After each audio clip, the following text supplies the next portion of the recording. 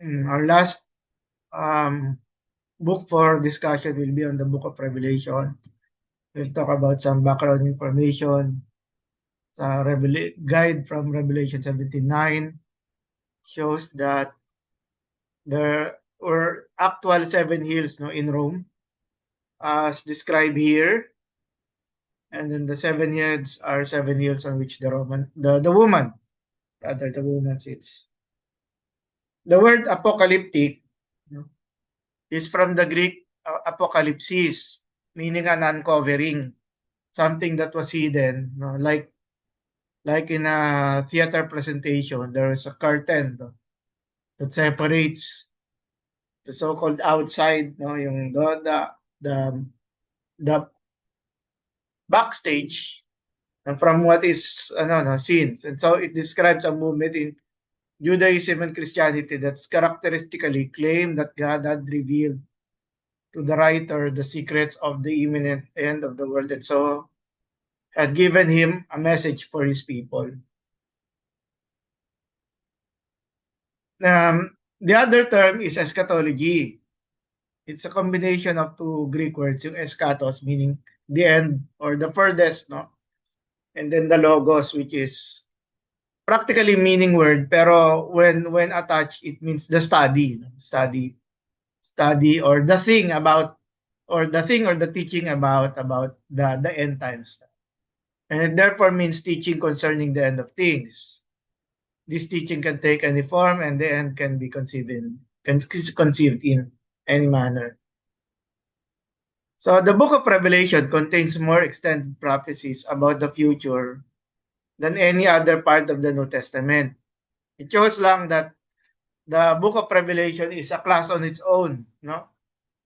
Wala siyang katulad within the New Testament, with other New Testament books rather, in portraying the, sabihin natin, end times at length, no? Although there are instances in the letters of Paul, okay naman, sa synoptic gospels, which talks about the yung near future, no? Yung near future or yung distant future, especially when it comes to the revelation ng ng kingdom of heaven, no? Through his people. And so yung conflict dito, like in any drama, there is a conflict, there is a protagonist and then antagonist. Merong, sa understanding natin, merong bida ng story and then merong kontrabida. And in the book of Revelation, very clear dito yung pagpapakilala kay Satan as responsible for the causes of rebellion, no, happening in the world. Sin, temptation, the sabihin natin, motivation for people to kill one another, di ba? And even yung causes or yung root cause for the persecution ng early believers, no? So kaya siya anti-Christian forces of the world, beginning with the tribulation, climaxing with the second coming, and reaching completion with the full realization of God's kingdom. Something that is being expected or being awaited for, no? When we talk about the coming kingdom, ang hopes ng Christian believers is for God in the person of Jesus to rule over to rule over the world by putting an end to sin, di ba? Sin and the negative effects of sin. The book of Revelation generally was accepted as written by John, no? Claims to be written by John. Yung name niya cited sa 1 verse 1, 4 verse 9, and 22 verse 8. Addressing himself to his readers, he calls himself your brother and companion in the suffering and the kingdom, and patient endurance that are ours in Jesus. So this is a good summary of what's going on, not only to the believers, but also to the author himself. No? Inaamin niya, or he he identifies himself as part of those who are being persecuted. No? The author, however, may never makes any other claims about himself. So, kung titingnan natin, sayang sana yon kasi kung mas dinagdagan ng author yung conditions pagpapakilala ng tungkol sa kanyang sarili, mas na-inform sana tayo or mas natulungan tayo in how to craft or to for lack of a better term, psychologize, no? To help us yung guide us how the author thinks. At yung kanyang thought patterns is necessary for guiding us, no, sa time na ito para intindihin yung what he actually means. No? What John would have been better known to the churches of Asia Minor in the late first century than John the Apostles, whom reliable early church tradition placed in Ephesus at the end of his life. So, yun yung isang bagay na binabanggit. Kung dinagdagan, or of course, we are limited kung ano lang sinabi at ano lang ang sabihin natin. Ini-impress ng Holy Spirit na isulat ni John. Yun lang yung yung limitation na meron tayo. So, these visions, when we talk about the historical situation, these visions were given and the book was written in the lurid light of the burning martyrs. The church was 66 years old. Paano nabuo yung counting na yon? Assuming that the ministry of Jesus ended ng 33 when Jesus was 33 years old and he was crucified and then he resurrected from the dead.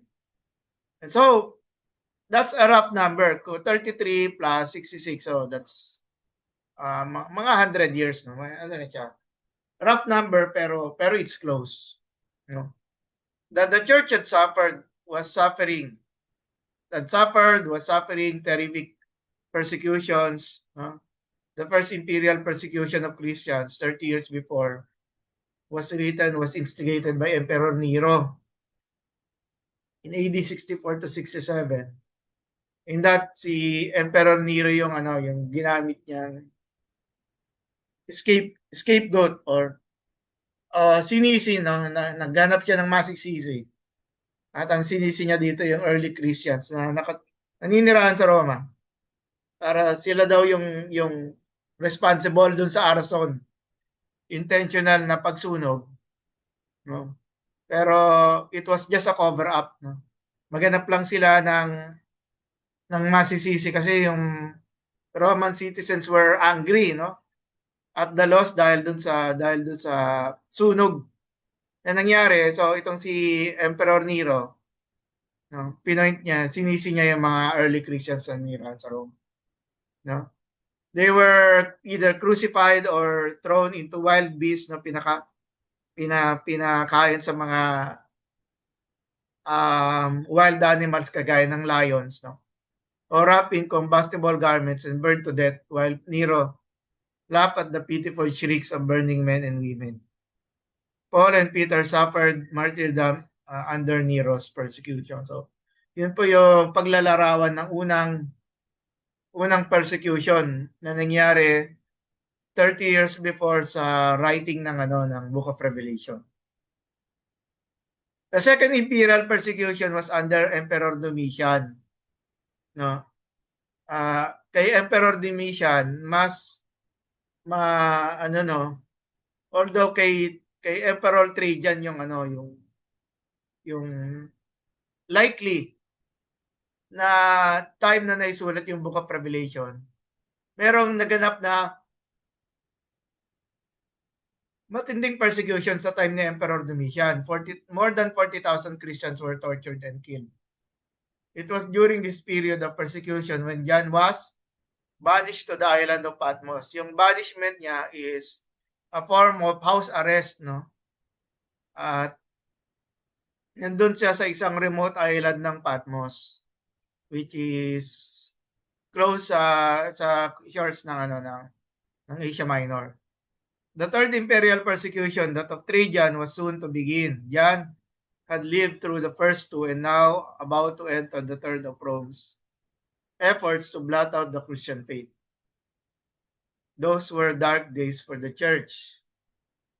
But persecution from without was not the only problem. Pag sinabing persecution from without, yung galing sa labas, meaning persecution from non-believers. No?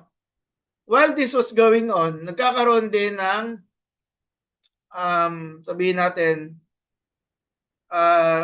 we should say, as a result din ng pressure and persecution na nararanasan ng early believers, no? Kakaroon din ng sinatawag na false doctrine, no? Yung sinasabing shows of corruption and apostasy. People turning away from the faith, abandoning, renouncing, no? Renouncing si Jesus, renouncing Christianity.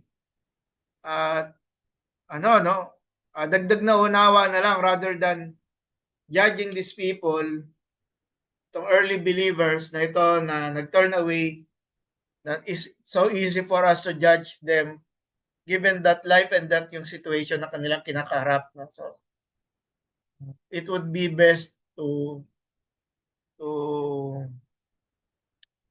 understand them in their own situation. No?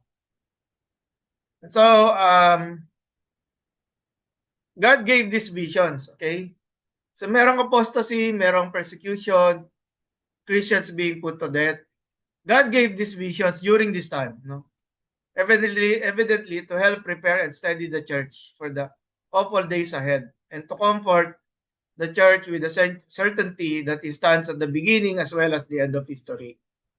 So makita natin that the message of the book of Revelation was amplified in order to encourage believers. In order to encourage, to comfort, no? Hindi para po manakot. Palibasa kasi we belong to a different time and period, different situation. There are persecutions pero hindi kasing extreme na kagaya ng nararanasan ng believers during John's day, no? At kaya ko po ito binabanggit, marami hindi lang believers, no?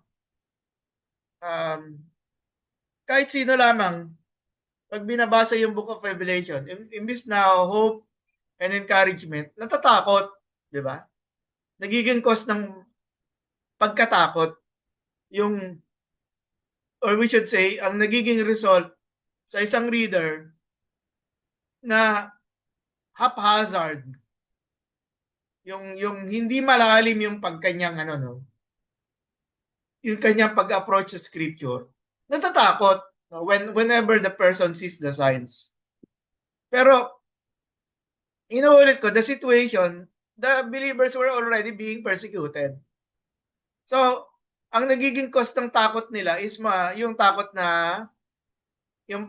at pangamba na mamatay. At ang goal ng Book of Revelation, the goal of the Book of Revelation is practically to encourage them. Okay? Bigyan pa sila ng pag-asa. Tulungan pa silang maging malakaso. Kaya we should be reminded on this one na ang Book of Revelation ay i-communicate natin sa church natin today in order to go back to its very purposes. It's to encourage, to comfort people who are being in trouble because of their faith. Hindi lang dahil meron silang kaaway, no. Kung hindi, it's because of their faith that kaya nangyayari itong mga forms of persecution na ito. No?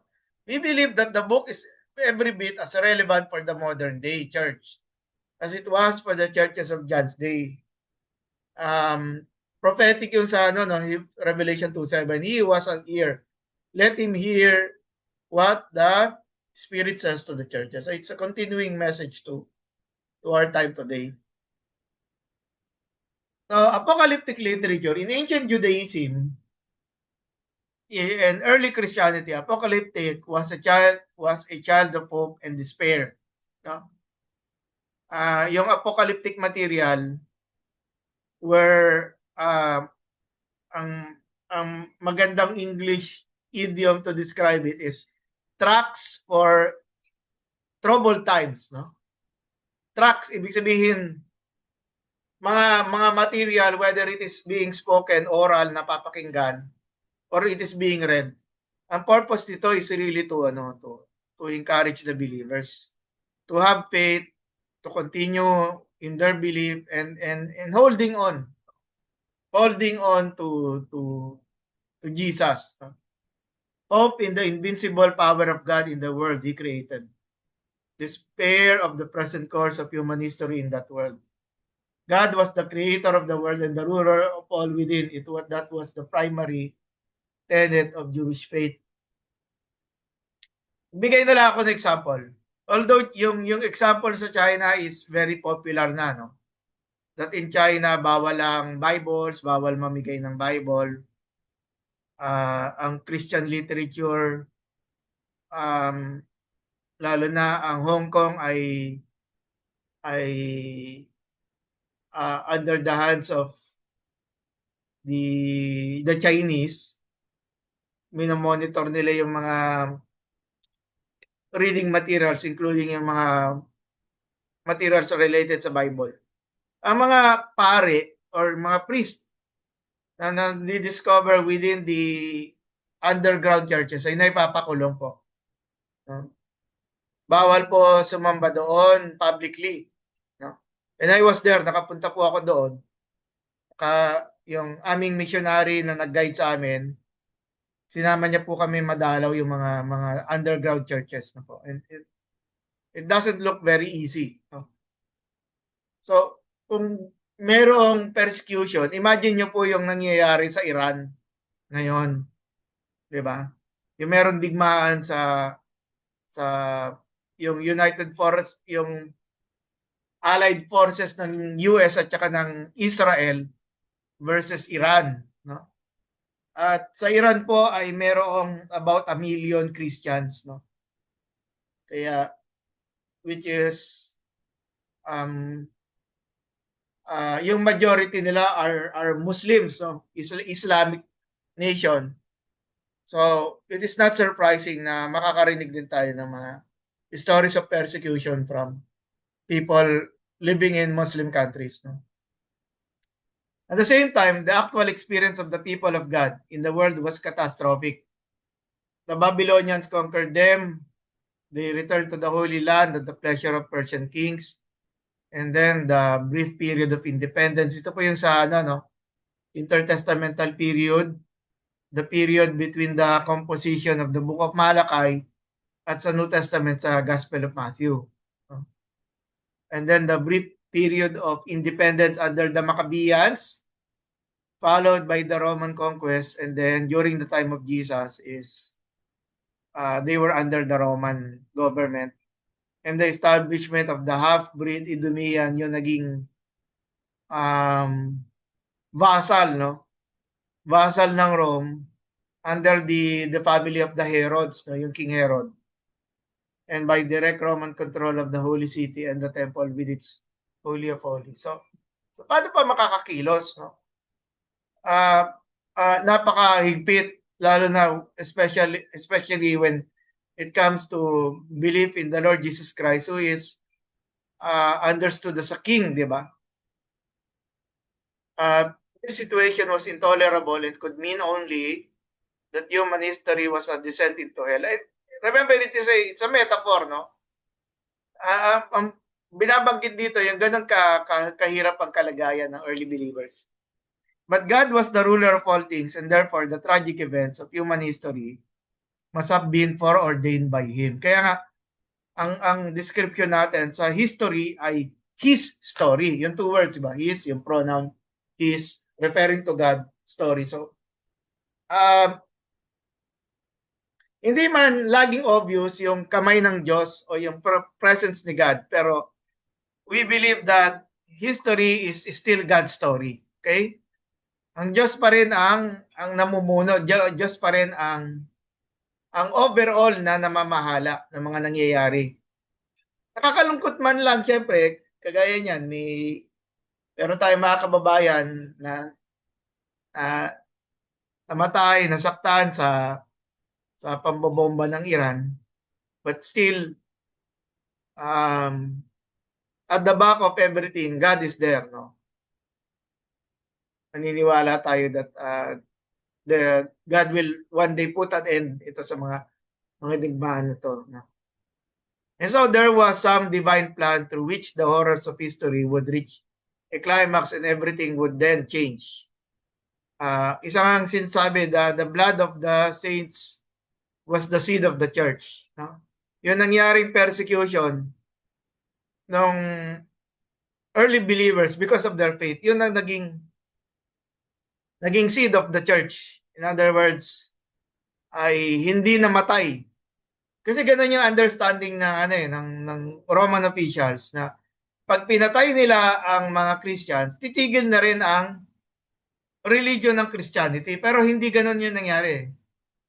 Lalo pang dumami at lalo pang lumakas, no? Lalo pang tumapang, no? Yung mga Kristiyano sa pagharap ng a sort of protest, no? Dahil sa ginagawang krimen, no, laban sa mga Kristiyano. In the meantime, the people of God must prepare themselves for the change and watch for the signs of the coming of Christ, no? Coming of Christ. So, hindi pa man ito nagaganap, we may call it rapture. We may call it the end of days. Hindi pa man ito nangyayari, but we know God will come back. Babalikan tayo ni Jesus. At lahat ng mga umaasa kay Jesus ay isasama niya. Revelation belongs to the category of apocalyptic literature. Apocalyptic literature was usually produced in times of persecution and oppression as a means of encouraging those who were suffering for the faith.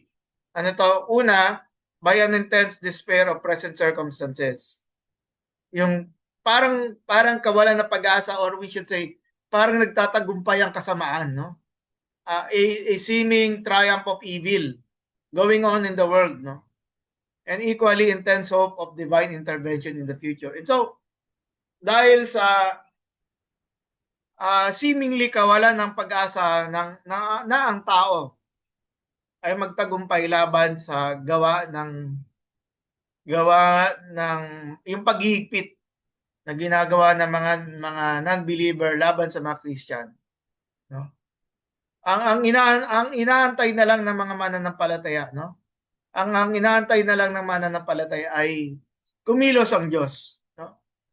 Yun din yung essence at ng heart of the book of Revelation, yung pagkilos ng Diyos sa kasaysayan ng mundo, di ba?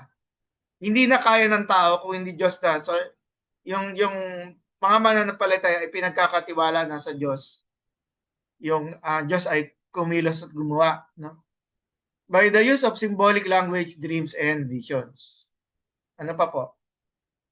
The introduction of celestial and demonic powers as messengers and agents in the progress of God's purposes. So kahit na tawag mo dito, may nakikita ang tao, merong hindi nakikita ang tao, okay? Yung paggawa ng Diyos na hindi nakikita, yun sa pamamagitan yung angelic forces din. Bagamat of course at the back of it, yung demonic forces din is at work para wasakin o pigilan, no? O i-discourage tayo doon sa gawain na pinagagawa na ibinili ng Diyos para sa kanyang mga lingkod. Ano pa? By the prediction of catastrophic judgment of the wicked and of a supernatural deliverance for the righteous, no? So, yung prediction, of course, something that will happen in the future, no? Pero ito ay yung judgment over the wicked. Naalala ko yung parable of the rich fool, no? sa Gospels, na nalimutan ko specifically anong passage yun, na ang sabi doon, yung sa parable, malaki ang harvest niya, no? Yung harvest, yung ano. At dahil sa laki ng harvest niya, nakita niya, yung bodega niya maliit na, no? At ang sabi niya, as a solution, ipapagiba niya yung kanyang bodega at magpapatayo na siya ng mas malaking bodega para doon sa laki ng kanyang inani, no? Excuse me lang po.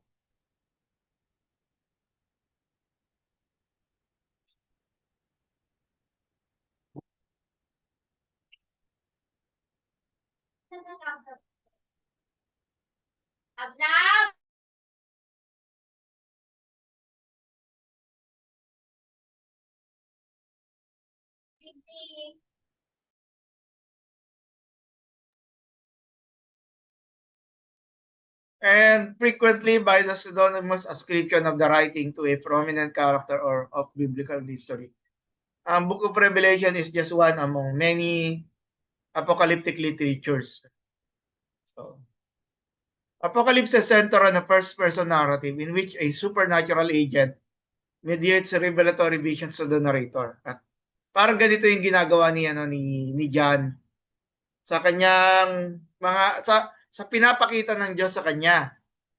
At itinatala niya at pinapahayag niya na ito yung paggawa ng Diyos para maipasa niya, no, sa mga mananampalataya. These visions employ rich imagery, symbolism, and other literary device to communicate a transcendent perspective on human experience, especially that of the readers, and to encourage conformity to this perspective thinking and behavior.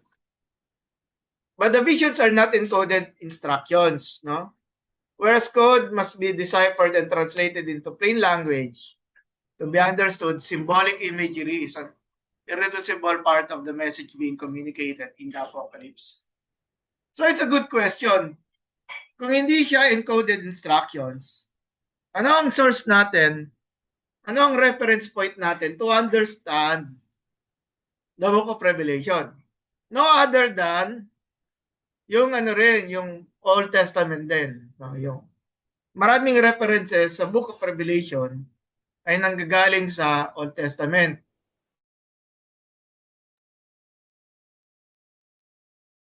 Kaya naman, it's good na maintindihan natin yung Old Testament, maintindihan natin kung paano binibigyan ng guide. At dito sa guide na ito, tinutulungan tayo, no, as far as excuse me, as far as wisdom permits and the leading of the Holy Spirit, no, para para ma-communicate natin. Maintindihan natin personally the message and then ma-communicate natin yung message na ito na sinasabi po sa Book of Revelation. Now, the Book of Revelation is an Apocalypse. The Book of Revelation, it is only one, though a very special one to be sure, of dozens of apocalypses that were well known to Jews and Christians from about 200 BC to AD 200. These other apocalypses, of course, are that canonical, were of a variety of kinds.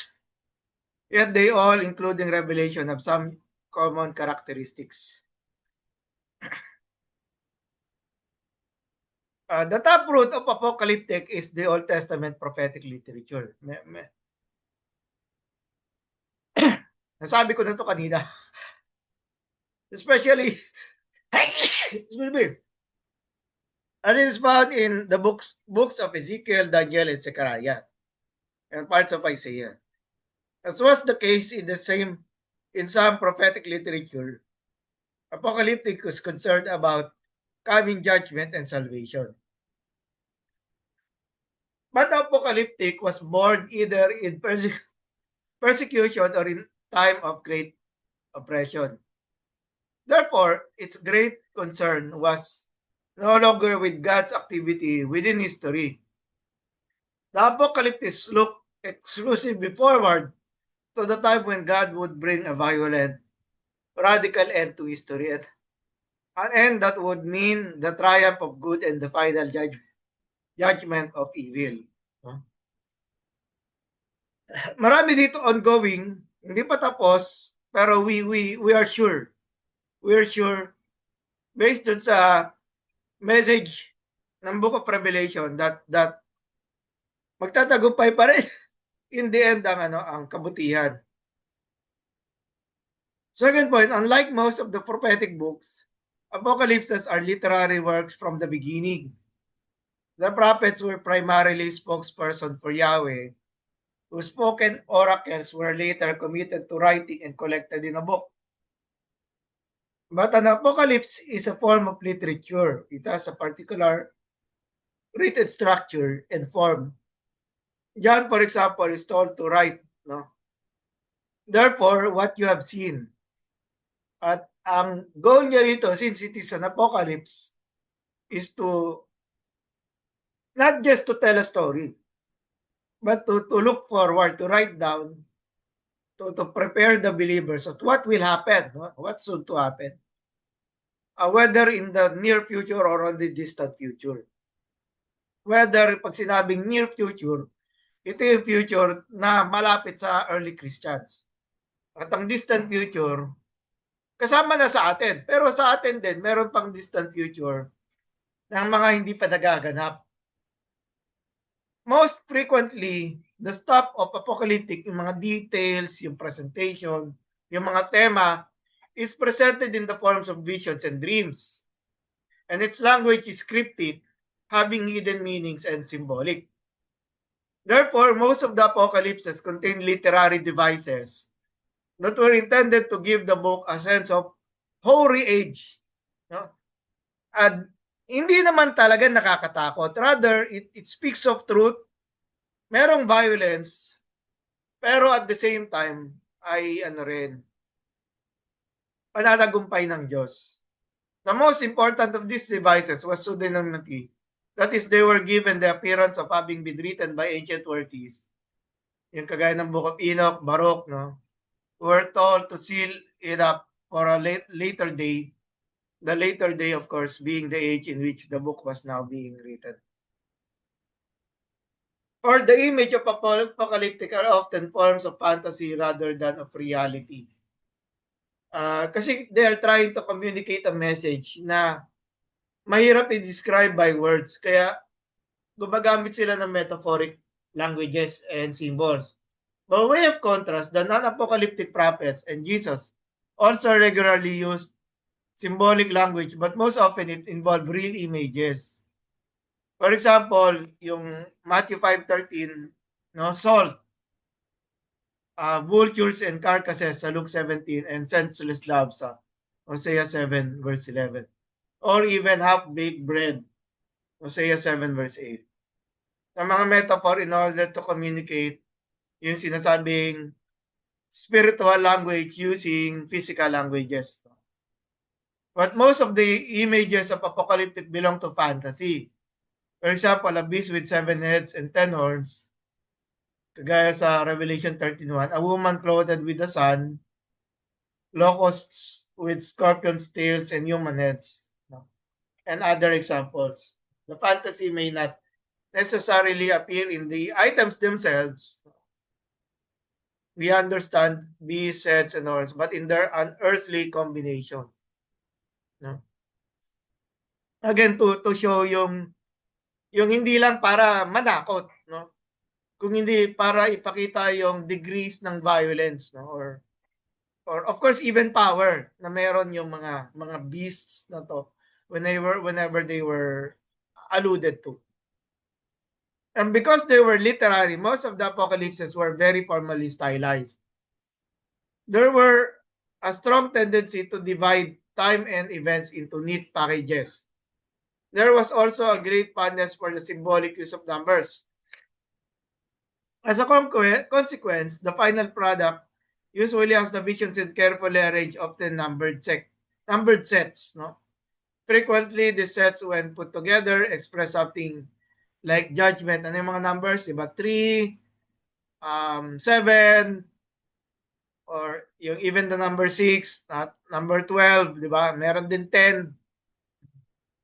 So without necessarily trying to suggest each separate picture follows hard on the heels of the former. John, on the other hand, belonged to the new era. He was in the spirit when he was told that to write what he saw. He calls his book This Prophecy, no? And says that the testimony about Jesus for which he had and the churches are suffering is the spirit of prophecy.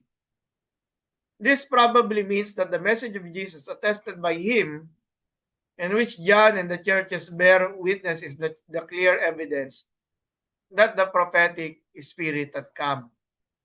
Okay. Come to him and has come into the church actively. What makes John's apocalypse different, therefore, is first of all, this combination of apocalyptic and prophetic elements. On the one hand, the book is cast in apocalyptic mold, yung pinakitang descriptions kanina, and has most of the literary characteristics of apocalypse. It is born in persecution and intends to speak about the end, with the triumph of Christ and the church, and it is a carefully constructed piece of literature using cryptic language and rich symbolism of fantasy and numbers. On the other hand, so kanina apocalypse.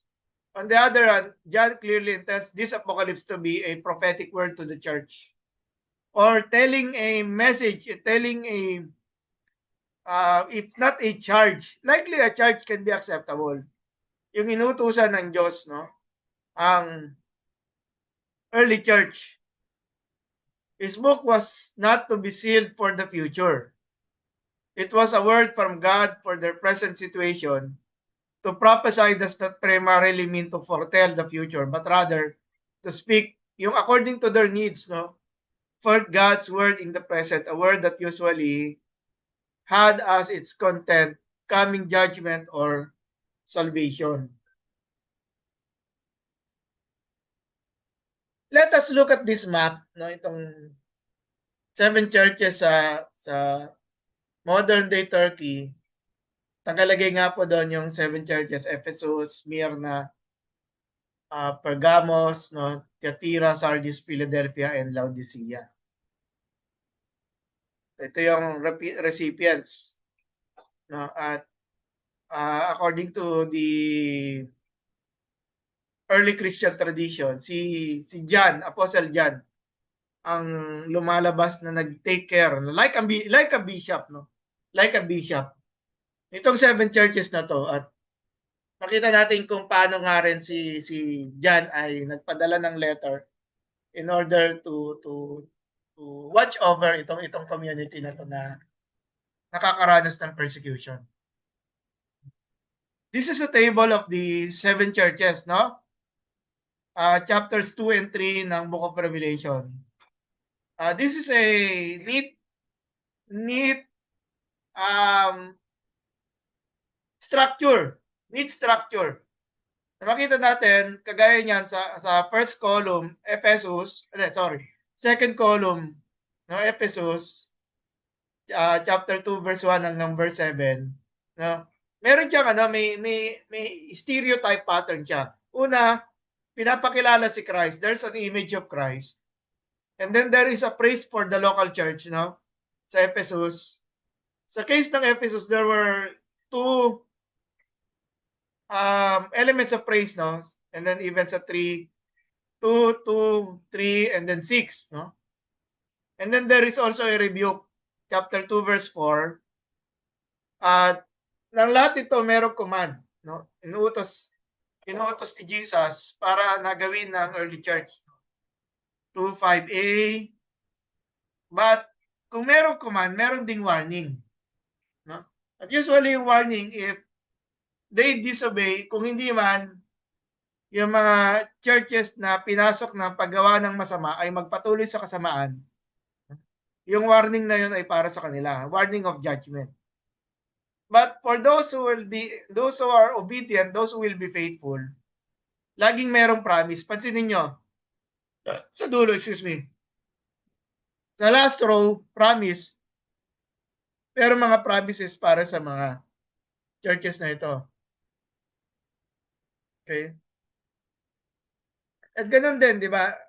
Ano na lang, ipaubaya ko na lang sa inyo itong pagbabasa ng um, um, 7 churches at yung pattern na to from chapter 2, Revelation chapter 2 hanggang Revelation chapter 3. So within the seven churches, makita natin observations na to. The image of Christ is often linked to the judgment. No? Kung merong image si Christ, kung merong dahilan ang Diyos para parusahan yung local church, kaugnay siya doon sa image of Christ. No? Pangalawa, the frequent errors are false teaching and sexual immorality. Yung nangyayari na habang nagkakaroon na ng persecution sa first century church, no, pinapasok ng maling turo at maling pamumuhay, which is sexual immorality. Ano pa? Churches Smyrna and Philadelphia are praised without rebuke. No? Kung babalikan natin yung table na to, when you look dun sa row ng rebuke, ang Smyrna at saka ang Philadelphia ay walang rebuke sa kanila. At kung titingnan mo naman yung Laodicea, no, among the 7 churches, ang Laodicea yung walang praise. 7, yung pinakahuling church, no, ay walang papuri, no. Nakakalungkot naman. Puro mga rebuke ang naranasan ng church na to. Ano pa ma? 7 churches, the hot springs in Hierapolis are not safe to drink. And then sa Colossae, meron namang cold springs, no? Sa Colossae, na nakikita niyo yung map, di ba? Yung Hierapolis, meron siyang hot spring, ang Colossae, meron siyang cold spring. At nagme-merge yung dalawang springs na yon, na pagdating ng Colossae, nagbabangga o nagmi-meet yung hot spring, yung tubig doon sa hot spring, at saka doon sa cold spring. Kaya ang Colossae ay Laodicea, they are lukewarm. Lukewarm, sila ay hindi mainit, hindi malamig. So meron ding message ang geography, yung ginagamit ni John yung geography to communicate or to rather to ang tawag mo dito, to rebuke them, 'di ba? Mga ilang tema sa sa Book of Revelation. Okay? First is the one who is and who was and who is to come. No? Isa sa paraan ng pagpapakilala ni Jesus ng kanyang sarili. Sabi niya, grace to you and peace from Him who is and who was and who is to come. And from the 7 spirits who are before His throne. And from Jesus Christ, the faithful witness, the firstborn from the dead, and the ruler of the kings of the earth. So in other words, kung ganito ni Jesus pinapakilala ang kanyang sarili, no? Yung kasabihan, yung sinasabi natin, saan ka pa, di ba? Kung si Jesus na ang lahat, He is the who was, who is, and is to come, na wala pa ang panahon, naroroon na si Jesus, at siya rin yung ruler of the kings of the earth. So He chose the sovereignty of Jesus. God is sovereign. God is in control of what's happening in the world. Kahit na it seems na hindi pumapabor sa safety sa sitwasyon ng mga early believers. This form is of considerable theological significance. It places Jesus Christ with God on the divine side of the distinction between the divine giver of blessings and the creaturely recipients of blessings. It shows how naturally early Christians implicitly included Jesus in the divine. Note ito, sa chapter 1 pa lang to, no? Chapter 1 verse 4. Pinapakilala ni Jesus ang kanyang sarili sa ganitong paraan in a very divine manner, no? At saan ba ito nangyari before? When we go back sa Gospel of John, no? Na same author, pinakilala ni John si Jesus as the Word. In the beginning was the Word, and the Word was with God, and the Word was God. Dito naman, who is peace from who is and who was and who is to come. Okay? Yung present, the past, and the future. Hawak ng Diyos ito. And another name of God in order to introduce himself is yung I am the Alpha and the Omega. Okay? In the Greek alphabet, Alpha is the first letter and then the last letter is Omega. Parang sa atin, A to Z. So beginning and the end. Sinasabi ni Jesus, I am the beginning and the end. This form of considerable theological significance, it places Jesus Christ with God on the divine side of the distinction between the divine giver. And then, sorry, nabasa ko na pala ito kanina. And even if they had no way of conceptualizing in ontological terms this relation of Jesus to God. So the Alpha and Omega, the prologue to Revelation ends with the divine self-declaration. I am the Alpha and the Omega, 1 verse 8. Says the Lord God, who is and was and who is to come, and the Almighty.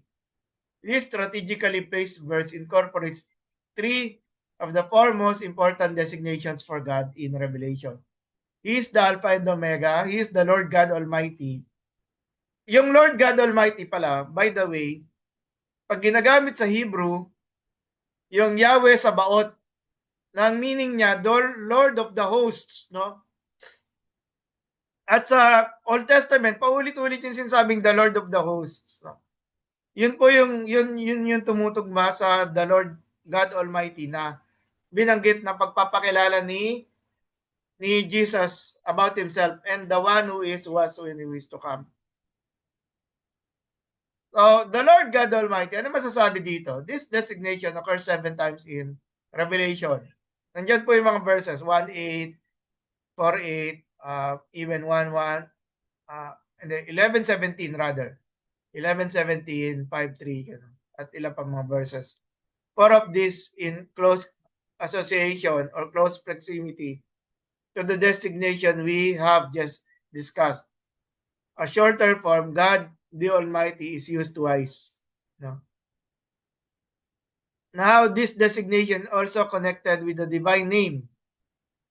Nasabi ko na to kanina, expanded form of the divine name, Yahweh Sabaoth, the Lord, the God of hosts, na makikita sa Old Testament.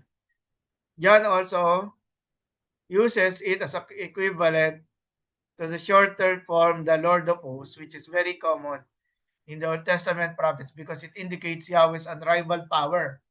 Okay? Siya ay makapangyarihan, siya ay walang katulad, at siya ay magwawagi, no? Sinabi na doon, and therefore, kumaga, no one can challenge the Lord of the hosts, and if they do, they will be defeated. I think it was Psalm chapter 2 yung sinabi na the Lord laughs, no?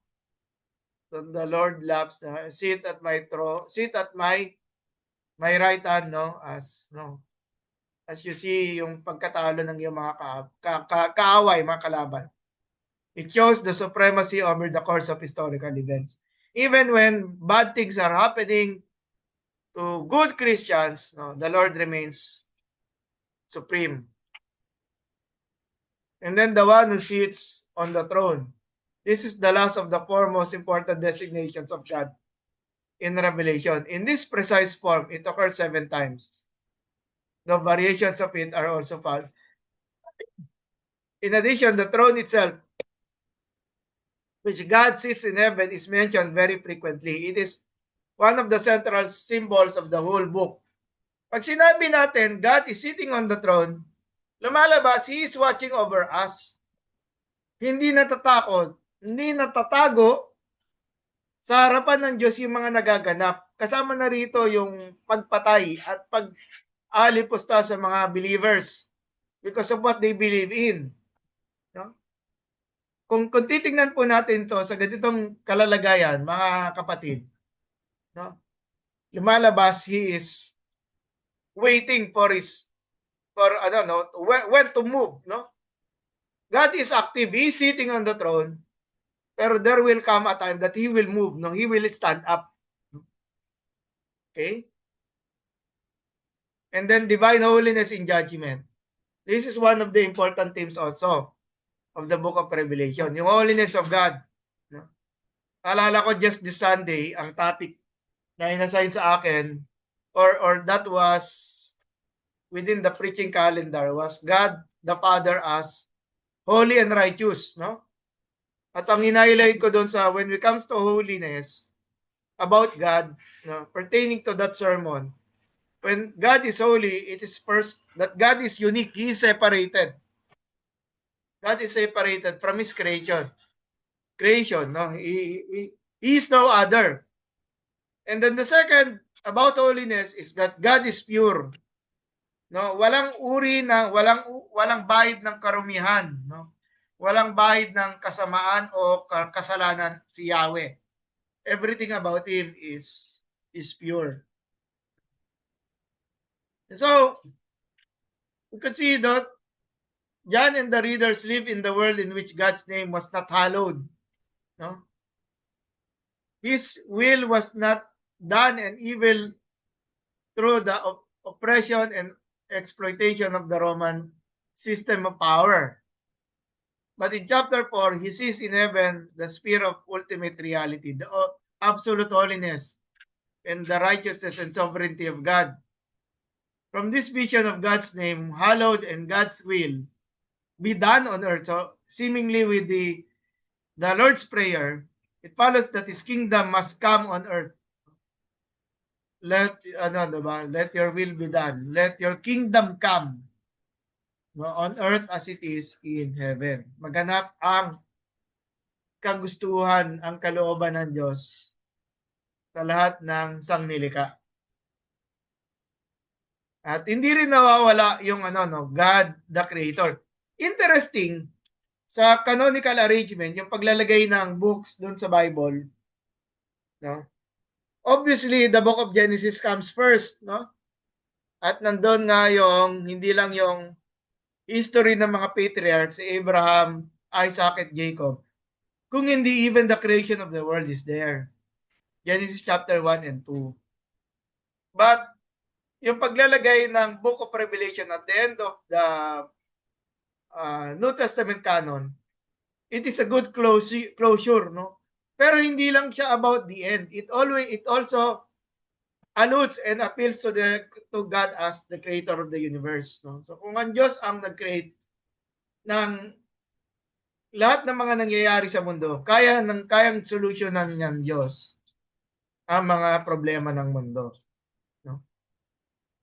Equally important, closely connected, is the confession of God as creator, no, expressed in the hymn of the 24 elders. You are worthy, our Lord and God, to receive glory and honor and power, for you created all things,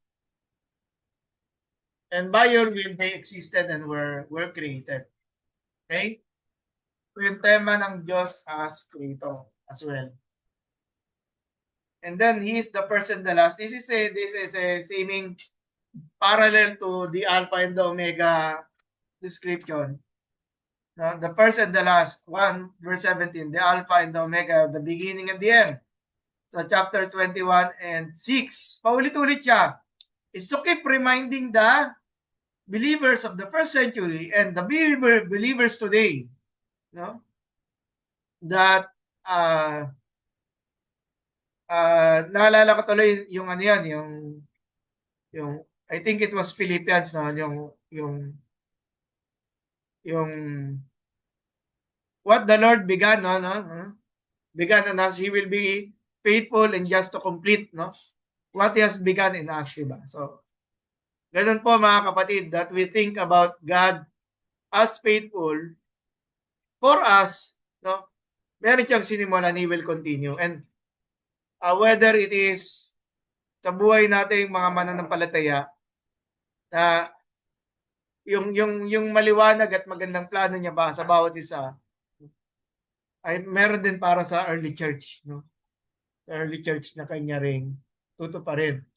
And we should also say, with grace and faith, pati sa COG na Solano at sa mga kapatid natin sa Norte, na kung ano ang ninanais ng Diyos, no, ay tutuparin ng Diyos para sa kapakanan ng kanyang mga anak na naroroon. At there's a promising verse, Revelation 7:9-10.